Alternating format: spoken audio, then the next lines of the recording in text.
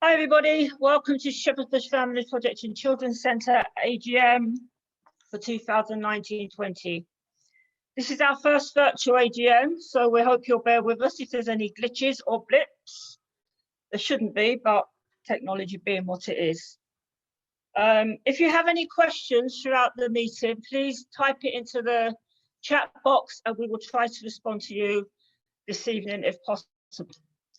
I'm going to stop talking now and hand over to our chair, Tracy Webb, who will introduce you to the rest of the trustees. Thanks very much, Tina. And hello, everyone, and welcome to our AGM, as Tina has said. I know that some people are joining us live and many more people will be following on Facebook or viewing on YouTube. So hello to everybody. For those of you who are joining live via Zoom, if you'd like to introduce yourself via the chat function, please feel free to do so. It's completely up to you, but sometimes nice to use the tech to get to know each other. My name is Tracy Webb, and I have the immense privilege of being the chair of Shepherd's Bush Family Project. As with so many of everybody's plans over the last year or so, we are holding this meeting a little later than usual. We'd normally hope to have it in the autumn or winter. We'd do it face to face and we'd share food and conversation after the formal part of the meeting. This year, of course, we're not able to do that. So instead, we are unfortunately holding it on a cold January's day via a screen. It's just a small reminder of how much has changed and how much we miss being able to be together in person. But despite this, I hope that our time together this evening, even if it is relatively short and virtual, allows us to share some memories, to remind ourselves of the support that has continued to flow between families and friends during this time, and to reflect on the great work that the Centre has done since we were last together. Before COVID, 2019-2020 was a good year for the charity. We were offering a real range of services, many of which we'll hear a little bit about today, from the vital advice work that Keith provides to families who are struggling, often with baffling systems and bureaucracy, to the wonderful parties that we throw in the summer and for festivals such as Easter, Eid, Diwali, and so on. Usually, as many of you will know, Shepherd's Bush Family Centre is a place that's filled with friendship, a place that offers support and the friendly ear of someone to talk to, and is so often filled with the laughter of children, as well as the wonderful smells of food that families cook and share together. And I'm certainly missing those tasty treats today. But even during the times when it's been forced to physically close its doors due to COVID, the charity has found ways to connect with families and to support them in their hours of need. We provided online resources for children and young people, including storytellings for the really little ones, as well as the slightly older kids. We provided art and craft activities that were delivered to people's houses and resources to support home learning. We also ran remote advice, advocacy, and one-to-one counselling sessions. In the best of times, there simply is not equality in our society, and now is not the best of times. And COVID has made this painfully visible. As I wrote in my chair's report, we may have all been facing the same storm, but we absolutely have not all been in the same boat. Some people, perhaps some people on the call today who are joining, have lost jobs during this time. They've sadly lost loved ones. They face lockdown and homeschooling in cramped and unsuitable accommodation. Bringing up 2 children in a 1-bedroom flat is absolutely not uncommon for many of the people who attend Shepherd's Bush Family Centre. The bravery and resilience of people facing this situation is, as ever, a source of inspiration, but no family should have to face that, and Shepherd's Bush Family Project will continue to lobby for change, connecting with people locally who are doing great work in this area, as well as with our MP, Andy Slaughter, who I know is joining us for today and who has for many years been a great supporter of our work, as well as with others, to make real change in our society. Thankfully, during this period, we managed to maintain a good financial position, which has allowed us to respond to the needs in the short term and put us on a good footing to be able to recommence services face-to-face when that's going to be possible. I want to say a huge thank you to all of our supporters. Without you, this just simply wouldn't happen. and every pound that you raise for us makes a huge difference. And of course, also a huge thank you to the staff who have faced challenging situations this year. There's been longer periods of furlough than we ever would have hoped, but they continue to do the most wonderful work. We miss seeing each other and hope to see you again before too long. So as Tina has said, if anyone has any questions or any reflections of their experiences of working with the charity or benefiting from the charity over the last year or so that you'd like to share, please feel free to do that in the chat. Throughout the webinar, we'll respond where we can and get some conversation going, I'm sure. I'll now move us into a few of the formal elements of the AGM. So firstly, to note that a number of trustees have stood for re-election, which I'm pleased to say, and we voted to approve these standings at our last meeting. In a moment, I'll ask trustees to introduce themselves and just say a few words about themselves. So for completeness, I re-stood as chair. 2021 will see me entering my 6th year as a trustee with Shepherd's Bush, which is a real privilege. Aloise, at her request, I'm going to introduce Aloise, so I'll just say a few words about her. So Aloise has stepped down as secretary, but is staying on as a trustee, which we're really pleased about. Just by way of introduction, many of you will already know Aloise has been a trustee for around about 5 years. She had a career in London and Paris working in advertising and marketing, and then moved into publishing. She's also been a key part of Childline. She joined in its early days as a volunteer counsellor and then moved into a paid position doing counselling and running volunteer training sessions. She hopes to retire soon and spend more time with her grandchildren when that's possible again. I'm now going to hand over to the trustees, to the remaining trustees, to introduce themselves. So firstly, I'll hand over to Jess. Hi everyone, I'm Jess Campbell. I'm on the board of trustees. I was introduced to Shepherd's Bush Families Project through my job at the Bush Theatre, which is a new writing theatre in the old library, which converted to a theatre about 5 years ago. The Bush Theatre and Shepherd's Bush Families Project have partnered on loads of arts projects with children at Shepherd's Bush Families Project and with parents as well, and it's a really valuable relationship for us, the theatre. So it was a real honour for me to join the board. My background is I went to school in the borough, and obviously I now work around the corner from the centre. And before being producer at the Bush Theatre, I've been producer at various theatres around London, so very much in kind of arts management, and a big fan of the local community around Shepherd's Bush. I will pass on to Fred.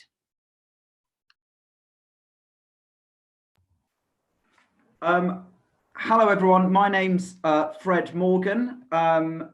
I've been a trustee at the Shepherd's Bush Families Project for just over 2 years now. I've hugely enjoyed my time working with my fellow trustees and seeing the wonderful work that Tina and her team do, especially over this difficult period of lockdown. I grew up in Shepherd's Bush and have lived here most of my life, just down the road near Raymond's Court Park. I have been a teacher for many years. I'm currently assistant head teacher and head of English at a school in Maida Vale. So I know somewhat how important adequate housing is and spaces to a child's education. And I'm just really impressed with how much Shepherd's Bush Families Project does, and I'm keen to carry on doing so. I'm going to pass on to my fellow trustee and friend Mugabe Turia. Hello everyone, it's good to join you this evening, albeit from a small room somewhere in South London. I am now entering, I think, my 2nd year as a trustee, and I have to say this year has been a testing year, and I've just been unbelievably impressed by the work of Tina, the staff and the parents volunteering, and the sense of community that has been shown by everyone at making sure that everyone is looked after. That has been something that I just think has been absolutely outstanding, and I just wanted to salute and congratulate everyone for doing that. over what has been an unbelievably difficult time. I have some connections to the area. I once upon a time lived in the area briefly. I've worked in the area. I worked for the BBC, and in a past life, I was once a family solicitor as well. But yes, I'm very much able for you to contact me, as you can to contact any of the other trustees. I'd always love to hear from you about anything and be able to answer any of your questions at any time. But yes, good to see you this evening, and I'll hand back over to Tracy. Thanks very much. So just to continue an update about trustees, so during this time period, a few trustees have stood down due to other commitments. All of them have given a lot to Shepherd's Bush Family Project, so we just want to say a huge thank you to them. I think some of them are joining us tonight, so a huge thank you to Tamara, Therese, Debbie and Monica for all the work that they did on the board to support the charity. And we really hope that you'll stay in touch. A really special thanks to Monica, who was the first, we hope the first of many users of the service, who then sat on the board and did a really great job representing the needs and interests of the families that we serve. We will be advertising for some new trustee roles, hopefully in the coming weeks. So do look out for those, and if you'd be willing to share with your contacts, that would be fantastic. We'll share them via social media and website as usual. The next formal kind of item that we need to cover is approving the last AGM minutes. I think they might be appearing on screen, just to kind of refresh your memory, not with the expectation that you read them. We've looked through these, and I'm going to invite Alarise and Fred to put a note in the chat, so we've got that for the record.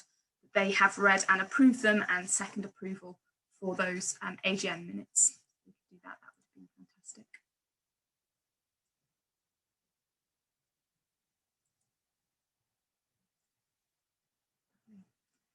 Great, that's wonderful. I can see that's come through on chat. Fantastic. So I'm going to draw to a close there, and I'm going to hand back over to Tina, who's going to say a few more words now. Thank you very much.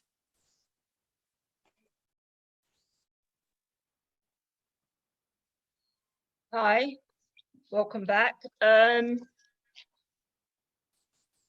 We're just going to introduce the annual report now, which I will talk through, and you will see the slides.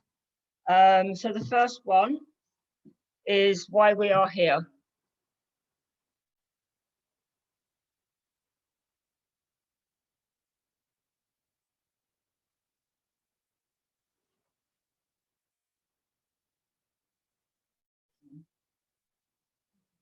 Okay, so Shepherd's Bush Families Project was established 33 years ago. And for the past 10 years, we've been part of the Children's Centre network. The need for the work 30 years on is still as much now as it was then, which is a double-edged sword, because we don't really still want to be working with homeless families, but unfortunately the need is still there and the need has increased. We work with families who have housing problems, which range from living in temporary accommodation to bed and breakfast hotels and hostels, and those families who are in overcrowded, unsuitable accommodation. The aims of our organisation, as you can see, are quite a few. I won't go through them now, but they will be in the report for you to read through at your leisure. The next slide, it shows some of the numbers of families, but mostly families that have been accepted as homeless and priority need, and those in temporary accommodation. Unfortunately, we weren't able to get any more figures for the last quarter for other homeless families. But you can see from the list below, these figures don't include families who may be placed in private rented accommodation, self-placed, families who may be in permanent housing, where the family has grown and the flat or house has now become overcrowded. This doesn't include families with no recourse to public funds or housing, or families who may be sofa surfing and moving between friends and relatives in order to have somewhere to stay. Some of the services we provided in 2019-20.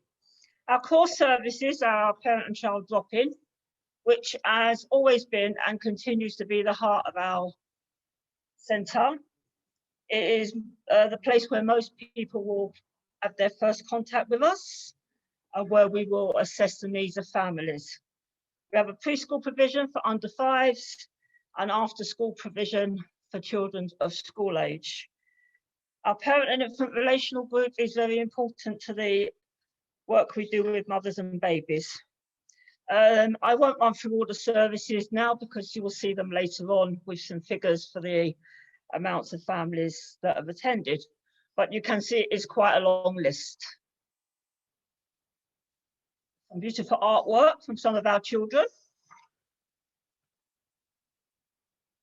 One of the main activities we had last year was our party in the park.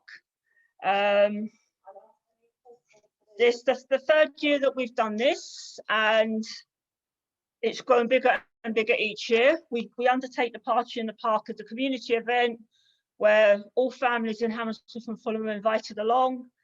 We work with other organisations to provide sports activities, arts and crafts, temporary tattoos, face painting, all that kind of thing.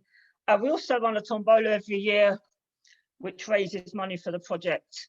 Last year we raised £400, so that's been quite successful.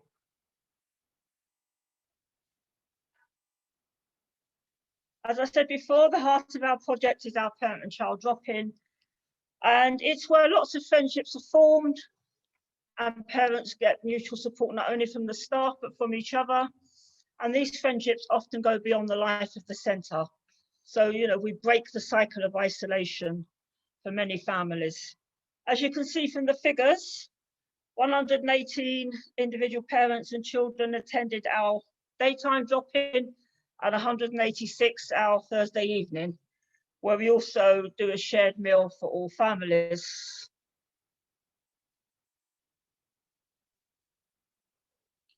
Shared meals are a great part of the work that we do with Shepherd's Bush Families Project, with the families, with the children and young people. You can see again from these numbers, we do lots of food, lots of sharing. In our Thursday evening session, parents take on the task of cooking, and they do some wonderful, wonderful meals to share with the staff, other parents and the children.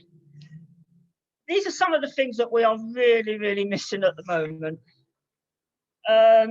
So our advice and advocacy service is also a vital piece of work that we do. You can see that we have had 359 appointments. This doesn't include case attenders at tribunals and other events to support families, but you will be hearing from Keith later on where he will give you more detailed information about the service.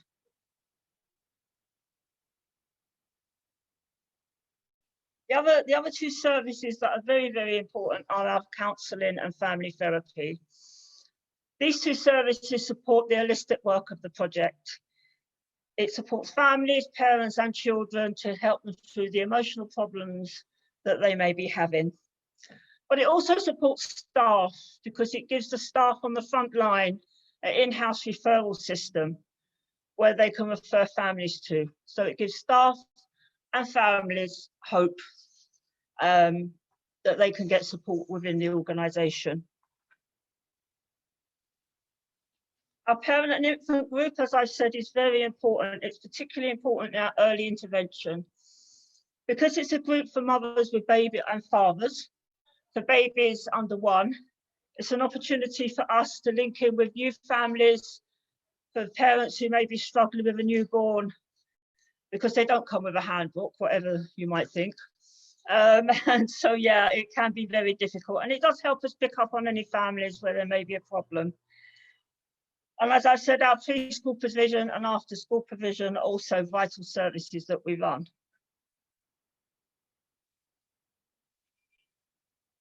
Some of the other activities we have run is our regular summer programme for families. This is all free and it gives families the opportunity to spend time together, enjoy being together, and it gets them out of the overcrowded accommodations, out of London, and they get to see new places that maybe they wouldn't necessarily visit. The same goes for our children and young people services. Again, the children and young people get some respite from their living conditions. They get the opportunity to tell us where they'd like to go. They don't always get to go where they want to go because of the expense, but we do try. And one of our major events of all the celebrations we have is our Christmas party. And this is shared by families from all cultures, all backgrounds, all faiths to come together, and we have a fantastic time. The party has grown so big over the last few years that we have had to do it in 2 age groups. So we have one for families with under 5s and one for families with over 5s. And both of them are very well attended, as you can see from the numbers. Other services that we run, our toy and book library, which gives parents the opportunity to borrow toys, books, games, activities for their children. When families can't afford to keep buying new toys, it gives children a variety that they wouldn't normally have access to. With the books, children can borrow them. If they fall in love with them, which we hope they will, they can keep them.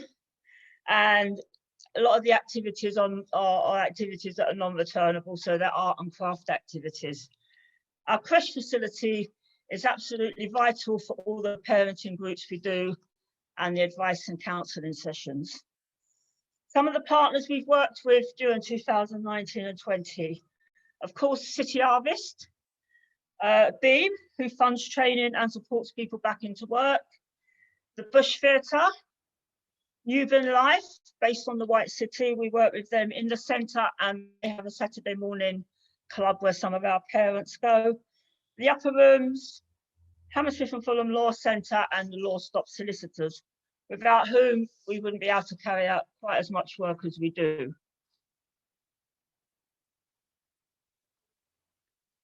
Whilst this report is basically 2019-20, we cannot let it pass without talking about the impact of COVID, not only on the services itself, but on our families.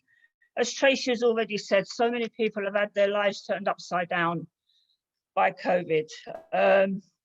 We have done our best to support families with food parcels, activity packs. We've worked with Ready Go technology to offer iPads and laptops to children and young people. It's also brought home to us, I think, how much we've missed being able to do all the things we do with families. You know, we're so looking forward to being able to open our services, even though it will be gradual and a slow reopening. We have missed them so much. We've missed our families so much. So one of the things we're looking forward to is being able to do that.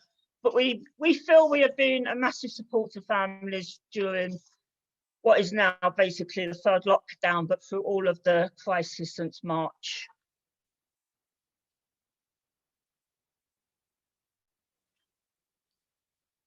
This is a list of some of our funders, most of our funders and supporters through 2019-20. I'm not going to read them all out because they're all there for you to see.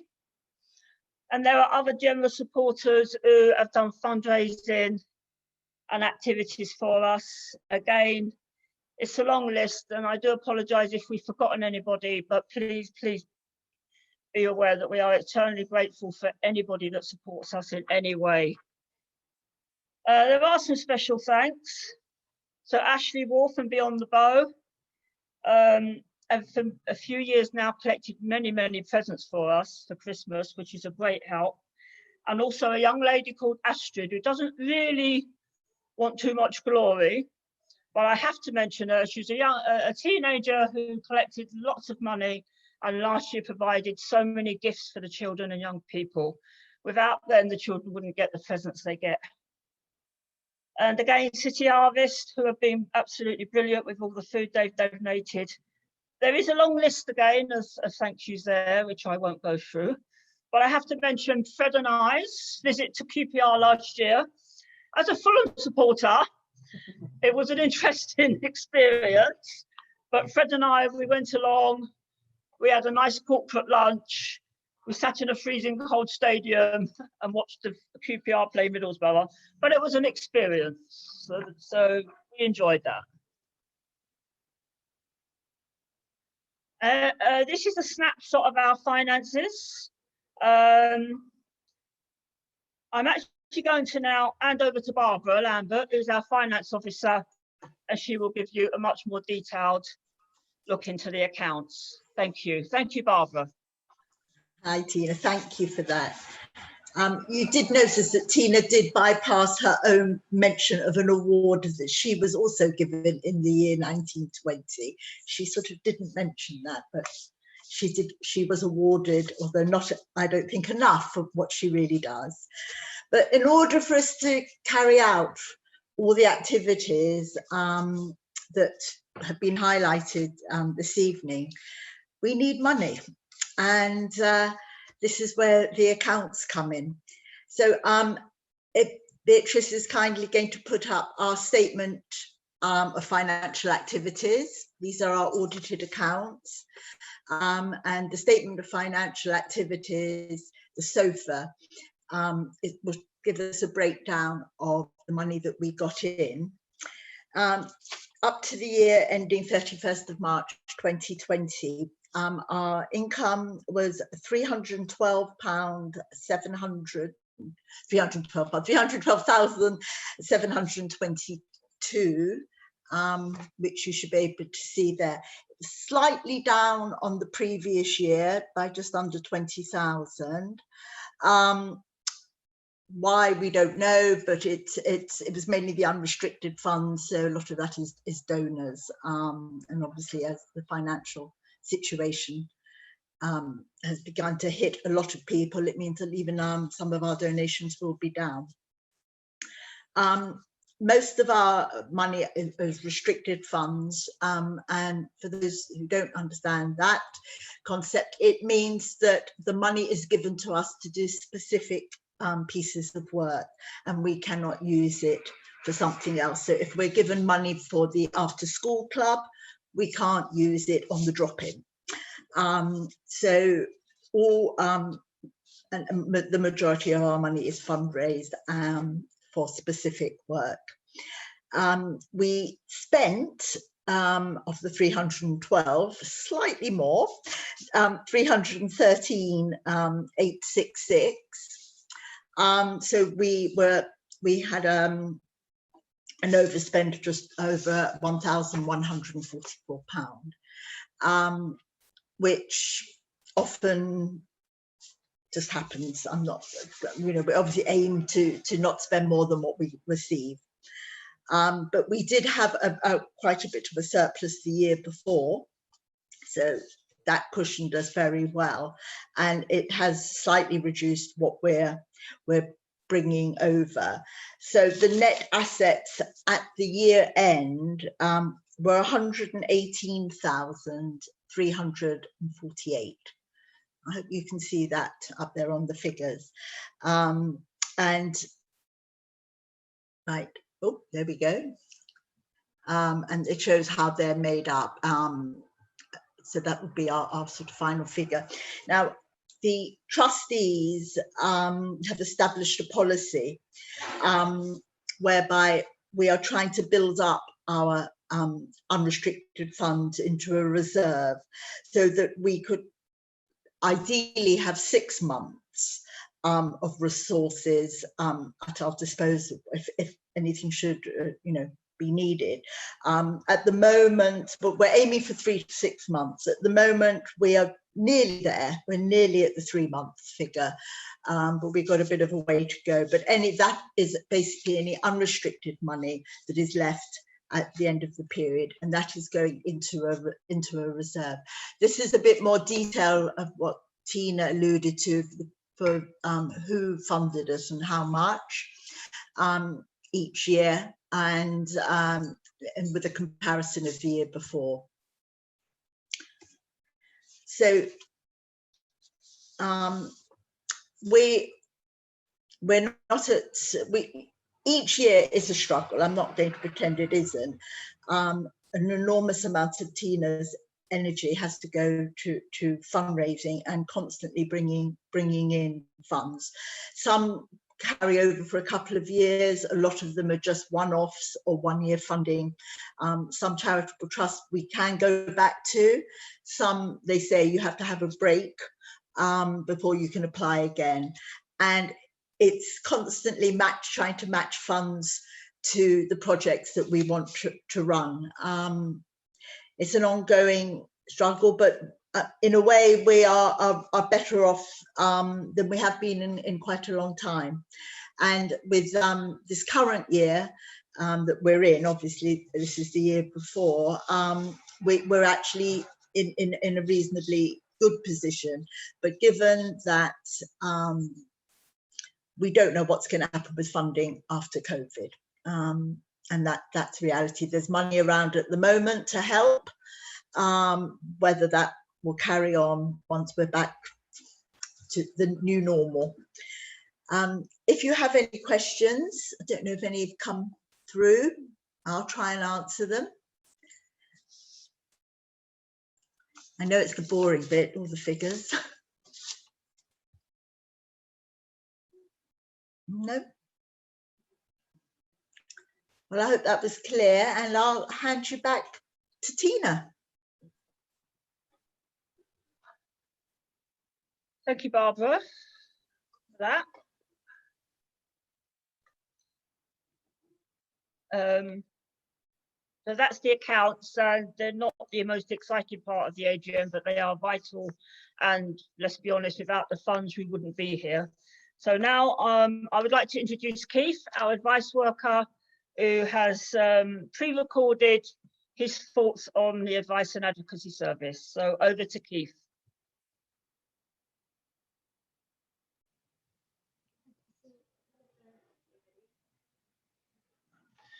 During the year, I saw 71 clients, 65 existing plus 6 new ones. The issues we dealt with over the year as housing, that's such things as rehousing, disrepairs, transfer applications, registration for social housing. Benefits come in 2 kinds, sort of the local benefits and the national benefits. National benefits are such things as universal credit, PIP and ESA.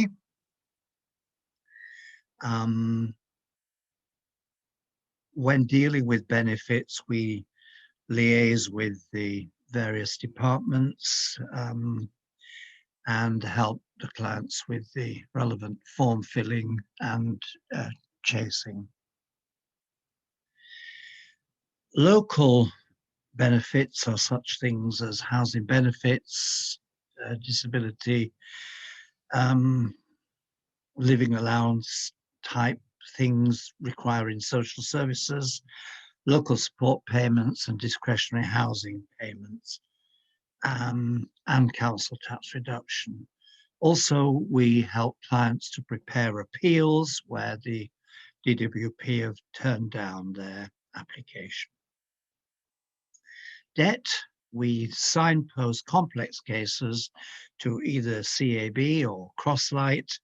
If it's a one-off, like problems with electricity or gas, we will take that on and resolve that ourselves.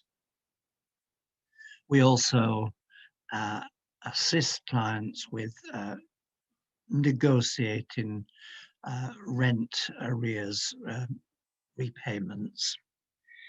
Now, what have the outcomes been? What have we been able to achieve for our clients over the year?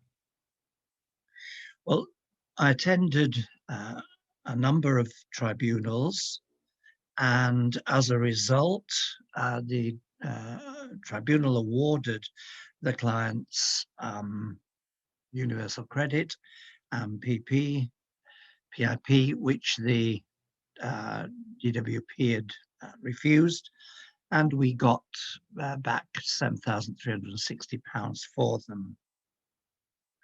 Liaising with the local authority, I was able to overturn a decision on housing benefit where they claimed a client had overpaid when in fact they hadn't, and that client received £907 back.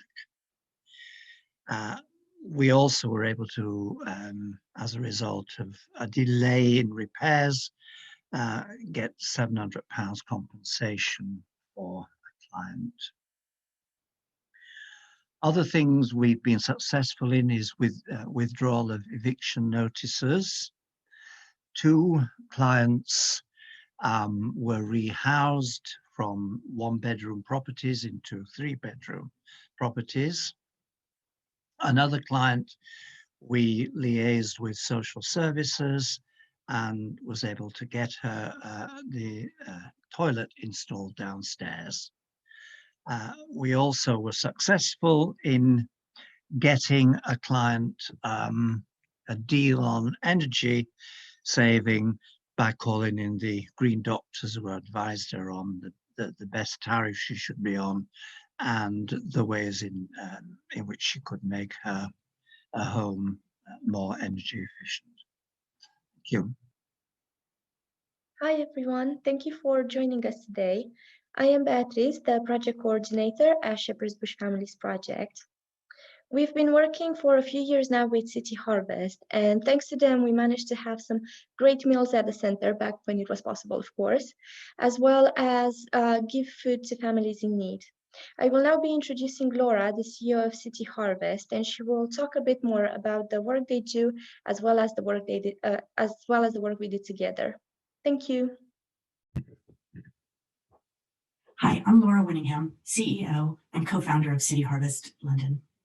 I'm delighted to be taking part in this event to share more about how Shepherd's Bush Families Project and City Harvest work together to nourish the community. City Harvest, for those who aren't familiar with us, is a food redistribution organization. We consider ourselves to be an emergency rescue service for food, collecting surplus food from businesses and delivering to 300 charity partners across London using a fleet of refrigerated vans. Since we launched, we've delivered 16 million meals to soup kitchens, homeless shelters, refuges for women facing domestic violence, and children and family programs like Shepherd's Bush, which is one of our very first partners when we launched. Our focus is on people and planet. Almost 1/3 of all food produced around the world is wasted, and food waste is a major contributor to climate change. We work with supermarkets, manufacturers, and markets like New Covent Garden Market to collect any unused food and get it to those who need it most. The type of food we rescue is mostly fresh food, so around 40% of our food is fresh food, fruit and vegetables, which differentiates City Harvest from food banks. Working together with our partners, we enable people who have so little to be nourished with the type of food that's important to them. We try to find the highest quality and most culturally appropriate food so that everyone, even when they're experiencing some really challenging times, can have a meal with dignity. Many people on our team at City Harvest have experienced hunger and homelessness and tend to work with great empathy and respect for those who are in crisis. In the last 2 years, we've delivered more than 20 tons of food to Shepherd's Bush families, the equivalent of 48,000 meals. But 2020 was a year like no other in London, the world, and City Harvest. The pandemic swept through our city, and more people than ever are now going hungry. City Harvest and Shepherd's Bush have both been inspired to work harder during this time because the stakes are greater. Prior to COVID, I believe a lot of the food that City Harvest delivered added extra nourishment to people's diets, but now in this crisis, I believe there are instances where our food is actually saving lives. The lives of the people we deal with have so many pressures. It's not just the hunger when people live in food poverty, it's the constant anxiety and worry about where the next meal will come from that stops people in their tracks. At City Harvest, we believe a nourishing meal is the first step in transforming a life, and that's what we do with Shepherd's Bush Families Project. Together, we transform lives. Since the first lockdown in March 2020, we've delivered 8 tons of food to Shepherd's Bush Families Project and offered 20,000 meals in the community. Throughout London, City Harvest managed to distribute 1 million meals in the first 6 weeks of lockdown, which required a tremendous scaling up of our operational efforts. But even before the COVID crisis, we were seeing increasing destitution in our work around London. We're now seeing an unprecedented demand for food aid. Across Greater London, where City Harvest operates, data prior to the pandemic from the Mayor's office showed more than 2.3 million Londoners lived below the poverty line, and 33% of adults have skipped meals to save money so that their children can eat. The coronavirus crisis has exacerbated this situation and is having an outsized impact on Londoners who were already vulnerable and living in poverty, and affected thousands more who have suddenly and unexpectedly been thrust into financial hardship. A recent report by the Child Poverty Action Group found 60% of people with children report having already cut down on any regular or non-essential spending to ensure their families don't go hungry. We're now seeing the emergence of newly hungry, a growing cohort of people previously in good jobs enjoying comfortable incomes who have been forced to use food banks and claim welfare benefits for the first time. According to Trussell Trust, 50% of people who've used food banks at the beginning of pandemic had never needed to rely on one before. Research from the National Institute of Economic and Social Research forecasts an additional 670,000 people nationally will be classed as destitute by the end of 2020, meaning they'll be unable to afford essentials like housing, energy, and food. According to the GLA, both output and employment in London will not return to pre-crisis levels for at least 3 years. UNICEF, known for worldwide humanitarian aid for children, launched a domestic emergency response here in the UK for the first time in its more than 70-year history. The UN agency said the pandemic was the most urgent crisis affecting children since the Second World War. Our work and the support that Shepherd's Bush is offering in the community is really just beginning. Even after the worst of COVID has passed, hunger will be an enormous challenge in London. Together with Shepherd's Bush families, we're focused on preventing any child from going to bed hungry. The pandemic has exacerbated challenges for children already in a precarious situation. According to the Mayor's office, 1 million London households with children experienced food insecurity after 1 month of lockdown, and 100,000 children skipped meals because their family couldn't afford sufficient food. City Harvest is also focused on delivering food to organizations protecting women. The conditions brought on by the pandemic have exacerbated domestic abuse. Calls and contacts to the National Domestic Abuse Helpline in June 2020 were nearly 80% higher than usual. We also want to focus on nursing the elderly who are often alone and hungry. Our interviews with our partners revealed that older people feel imprisoned, lonely, isolated, marginalized, and depressed. Lack of human contact makes people question their value in the world. Malnutrition and food insecurity are a real issue for the elderly. What gives us optimism? In this tremendously difficult year, the City Harvest team has been humbled and inspired. We've seen the generosity of the public and the resilience of people when they're challenged. We've witnessed communities coming together, and we've met hundreds of individuals discovering the power of volunteering and the friendships and fulfillment to which that leads. We've achieved so much together, and in the year ahead, together we'll accomplish so much more. We've worked more closely than ever with partners like Shepherd's Bush families, learned more about the different programs they offer, so that hopefully, when things return to normal, we can provide even better service, nourish more people, bring the right food for their wonderful holiday events for children, and just make people happy with our food.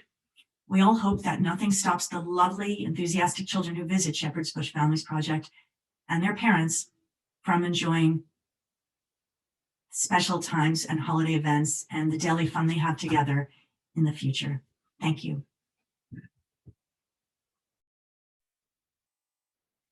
Thank you, Laura, for sharing this information with us. The Bush Theatre has been a great supporter and partner in the past few years. Thanks to them, we got in touch with Tracy Webb, and she did various projects with the children at the center. I will let her tell you a bit more about them. Hello, my name's Katie Webb, and I came to Shepherd's Bush Families Project at the beginning of 2019, and I spent a couple of hours with the children once a week over the course of 2 or 3 months. aiming to explore creativity with them and helping them, or stimulating them, prompting them, those who wanted to take part, to tell their story. This was also inspired by my own work, which is engaging in local culture at the same time as global culture. So emphasising and celebrating the diversity that, of course, we're so lucky to have so much of in West London. So I brought along a series of materials of different things from around the world. There was poetry from the Solomon Islands, pieces of art from South Korea, from Iraq, books, textures, fabrics, colours.